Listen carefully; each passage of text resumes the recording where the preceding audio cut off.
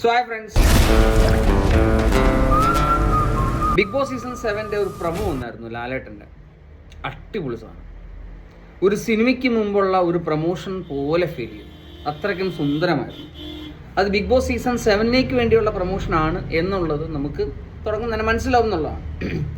ഈ big boss നമ്മൾ കാണുന്നത് എന്തിനാണെന്ന് ചോദിച്ചു കഴിഞ്ഞാൽ, മറ്റുള്ളവരുടെ കാര്യത്തെ, മറ്റുള്ളവരുടെ പ്രശ്നത്തെ ഇടപെടാൻ, മറ്റുള്ളവരുടെ വഴക്ക് കാണാൻ, ഒരു കുടുംബത്തിൽ പാതിരാത്രി നടക്കുന്ന സംഭവം എന്താണെന്ന് മനസ്സിലാക്കാൻ, ഒരു ആണിൻ്റെയും പെണ്ണിൻ്റെയും ഇടയ്ക്കിൽ സ്വകാര്യമായ നിമിഷങ്ങൾ എന്തൊക്കെ സംഭവിക്കുമെന്ന് ഒളിക്യാമറയിലൂടെ കാണാൻ, ഇതൊക്കെ തന്നെയല്ലേ ബിഗ് ബോസ് കാണുന്നത്. അല്ല, ബിഗ് ബോസ് കാണാൻ പ്രത്യേകിച്ച് വ്യത്യസ്തമായിട്ട് നമുക്ക് എന്തെങ്കിലും ഫീൽ ഉണ്ടോ?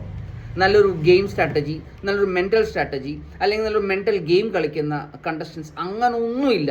എനിക്ക് തോന്നുന്നത് ഈ 6 സീസൺ എടുക്കുവാണെങ്കിൽ ഏറ്റവും വേസ്റ്റ് ആയിട്ടുള്ള, ഏറ്റവും വീക്കായിട്ടുള്ള കണ്ടസ്റ്റൻസും ഏറ്റവും വീക്കായിട്ടുള്ള വിന്നേഴ്സുമുള്ള ഒരു സീസണായിരുന്നു സീസൺ 6 എന്ന് പറയുന്നത്. അത് നമുക്ക് എല്ലാവർക്കും അറിയാം. അതുകൊണ്ട് തന്നെ സീസൺ 6 ഒരു 10 അല്ല 15 ദിവസം കഴിഞ്ഞപ്പോൾ നമ്മൾ പ്രതീക്ഷിച്ചു ഇനിയുള്ള 10 ദിവസം അതിഗംഭീരമായിരിക്കും. ആ 10 ദിവസം കഴിഞ്ഞപ്പോൾ പ്രതീക്ഷിച്ചു ഇനിയുള്ളൊരു 10-20 ദിവസം എന്തായാലും മനോഹരമായിരിക്കും. അങ്ങനെ 50 ദിവസം, 60 ദിവസം, 70 ദിവസം കിടന്നപ്പോഴും ആളുകളുടെ പ്രതീക്ഷ മങ്ങിയതല്ലാതെ ഒരു പ്രയോജനം ഉണ്ടായില്ല.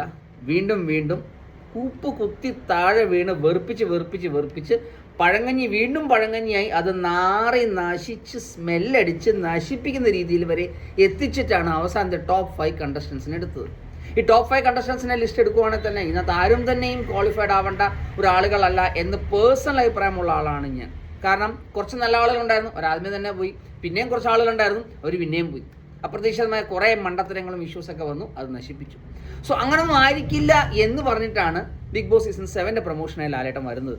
ഇപ്പം നമുക്കൊരു കാര്യം അറിയാം, ഒരു സംഭവം അങ്ങ് എന്താ പറയുക പാതാളത്തിലേക്ക് ഇറങ്ങിക്കഴിഞ്ഞാൽ പിന്നെ നമ്മൾ ഒരു പോയിന്റ് കിട്ടിയാലും നമ്മൾ വിജയിക്കും. സോ ആ ഒരു പ്ലസ് പോയിന്റ് സീസൺ 7 ഉണ്ട്. കാരണം അത്രയും നശിപ്പിച്ച് നാറാണക്കല്ല് പറിച്ചു വെച്ചിരിക്കുകയായിരുന്നു സീസൺ 6. സോ ഇതിനകത്തുള്ള കോണ്ടന്റ് ലാലേട്ടൻ പറയുന്നത് ഒരു ബ്ലാക്ക് ആൻഡ് ബ്ലാക്ക് ഒക്കെ ഇട്ട് ഒരു ചെറിയൊരു മാലയും വാച്ചും പിന്നെ ഒരു 7 എഴുതിയിരിക്കുന്ന ഒരു കുടയും റെഡ് കളറിലെ കുടയൊക്കെ ആയിട്ടാണ് വന്നിരിക്കുന്നത്. അന്യായ ഒരു ഇൻട്രോ ആണ്, അന്യായ പെർഫോമൻസ് ആണ്. ഒരു സിനിമയെ വെല്ലുന്ന രീതിയിലുള്ള ഒരു ഇൻട്രോ സീൻസ് ഒക്കെ കൊടുത്തിട്ടുണ്ട്. വെറുപ്പിക്കരുത്, വിക്ടിം കാർഡ് എടുക്കരുത്, നന്മമരം കളിക്കരുത്, ഫേക്ക് കാർഡ് എടുക്കരുത്, അങ്ങനെ കുറേ കാര്യങ്ങൾ. അതായത് നോർമലി ഈ ഒരു ബിഗ് ബോസ് സീസണിൽ നടക്കുന്ന എല്ലാ കാര്യങ്ങളെയും പൊളിച്ചെഴുതാനായിട്ടാണ് ലാലേട്ടൻ ഇപ്രാവശ്യം വന്നിരിക്കുന്നതാണ് പറയുന്നത്. ഇതൊന്നും നടക്കാൻ പോകുന്നത് നമുക്കറിയാം. കാരണം ബിഗ് ബോസിന് വേണ്ടത് കുറച്ച് പ്രേമം വേണം, കുറച്ച് ട്രയാങ്കിൾ ലവ് വേണം, കുറച്ച് ട്രാൻസ്ജെൻഡേഴ്സിനെ വേണം, കുറച്ച് അനാവശ്യമായിട്ടുള്ള വഴക്കിടുന്ന കുറച്ച് ആളുകളെ വേണം, കുറച്ച് അവിഹിതം വേണം, കുറച്ച് ഒരിക്കലും നടക്കാത്ത കുറേ നന്മമരങ്ങൾ വേണം, കുറേ ബന്ധങ്ങൾ വേണം. ഇതൊക്കെ തന്നെയായിരിക്കും ഈ പ്രാവശ്യം നടക്കാൻ പോകുന്നത്. അല്ല, വ്യത്യസ്തമായൊന്നും നടക്കാൻ പോകുന്നില്ല എനിക്ക് തോന്നുന്നില്ല. കാരണം ഇവിടെ ഏറ്റവും കൂടുതൽ സംഭവം നടക്കുന്നത് ബിഗ് ബോസ് സീസൺ 6 കോപ്പി അടിച്ചത് തമിഴിനെയും തെലുങ്കിനെയാണ്.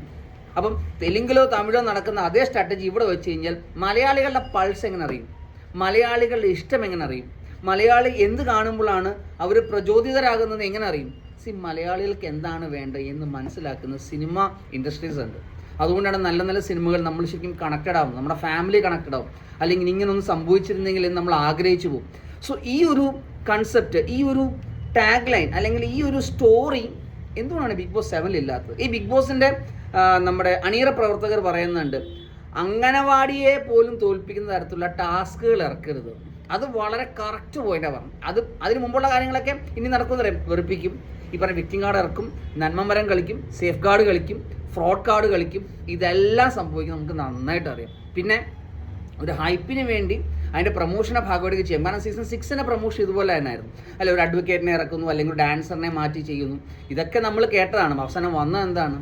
വെറും കൂതറയായിട്ടുള്ള കുറേ കണ്ടസ്റ്റൻസും സംസാരിക്കാനും അറിയത്തില്ല, പ്രവർത്തിക്കാനും അറിയത്തില്ല, ചുമ്മാ കട്ടിലേ കിടന്ന് ഉപദേശിക്കുക, കുറേ എണ്ണം കിടന്ന് കരയുക, മെഴുകുക. പാതിരാത്രി നടക്കുന്ന ഒരു കപ്പിൾസിൻ്റെ പാതിരാത്രി നടക്കുന്ന അവരുടെ വായി നിന്നെങ്കിലും വീഴുന്നുണ്ടോയെന്ന് കാത്തിരിക്കുന്ന ബിഗ് ബോസ് കണ്ണുകൾ എന്തിന്? സോ അതിൽ നിന്ന് വ്യത്യസ്തമായിട്ട് ഒരു നല്ലൊരു സീസൺ കാണും എന്ന് വീണ്ടും നമ്മളെ പ്രതീക്ഷിപ്പിക്കുകയാണ്. കഴിഞ്ഞ 6 വർഷമായിട്ട് നമ്മൾ പറ്റിച്ചുകൊണ്ടിരുന്ന ബിഗ് ബോസ് ഉറപ്പായിട്ടും ബിഗ് ബോസ് സീസൺ 7 നല്ല കോണ്ടസ്റ്റൻസ് വരും, നല്ല കോണ്ടന്റ് ക്രിയേറ്റേഴ്സ് വരും, നല്ല ഗെയിം ചേഞ്ചേഴ്സ് വരും, നല്ല ഗെയിമേഴ്സ് വരും എന്നുള്ള പ്രതീക്ഷയോട് കൂടിയാണ് ലാലേട്ടൻ്റെ അവസാനത്തെ സീസണായ ബിഗ് ബോസ് സീസൺ 7 നമ്മൾ എത്തുന്നത്. പക്ഷേ ഒരു കാര്യം പറയാതെ വയ്യ, ലാലേട്ടൻ്റെ ആ ഒരു പെർഫോമൻസ്, ഇതിനോടുള്ള സമീപനം, ഇതിനെ കൊണ്ടുപോകുന്ന രീതി, ആസ് എ ഹോസ്റ്റ് ലാലേട്ടൻ്റെ ഒരു പ്രസൻറ്റേഷൻ സ്റ്റൈലൊക്കെ നമുക്ക് എന്നും ഇഷ്ടമാണ്. പക്ഷെ ഇത് വന്നു കഴിഞ്ഞ് അവിടെ എത്തുമ്പോഴത്തേക്ക് ലാലേട്ടൻ്റെ ബലൂണിലെ കാറ്റൊക്കെ പോയി, മോനെ നീ എന്താടാ ഈ സാധനമാണ്. അതൊക്കെ നമ്മുടെ സൽമാൻ ഖാൻ അണ്ണൻ ഇച്ചിരും കൂടെ റഫാണ്, ഇറങ്ങിപ്പോടാന്ന് പറഞ്ഞാൽ ഇറങ്ങിപ്പോയി. ഇതിനകത്തൊന്നും ഇല്ല, അതിനകത്ത് വേറൊരു കളിയില്ല. ബിക്കോസ് ആ ഷോ റൺ ചെയ്യുന്നത് ആരാണ്? ആ ഒരു വ്യക്തിയാണ്, വേറെ ആരുമില്ല. വേറെ ആരും നമ്മൾ കാണുന്നില്ല. പിന്നെ ഒരു ശബ്ദം പോലെ ഒരു ബിഗ് ബോസിനെ കാണുന്നതേ ഉള്ളൂ. ബാക്കിയെല്ലാം അണിയറ പ്രവർത്തകർ മാത്രമാണ്.